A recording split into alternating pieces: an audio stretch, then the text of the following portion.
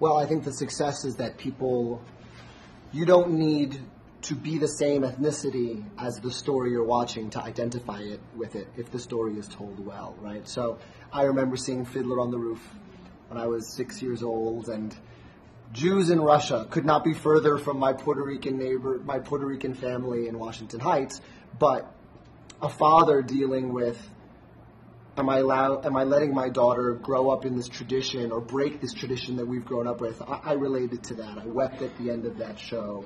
And they could not be more different from me, but the story of tradition and the story of breaking down, the story of I will sacrifice so that my child does better, or I will recognize that my grandmother or my mother made these sacrifices for me so that I could go a little farther. I think that is a universal story. I think that happens in every family in the world to some extent.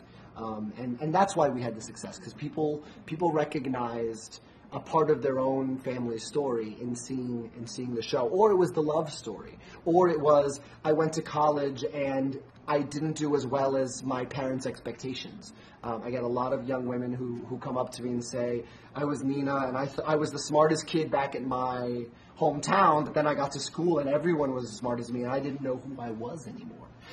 And listening to your show got me through because it meant someone else was going through that. So it really is about the audience relating to these people that they don't necessarily think they're going to relate to at the beginning, but then by the end they go, oh my God, that's me.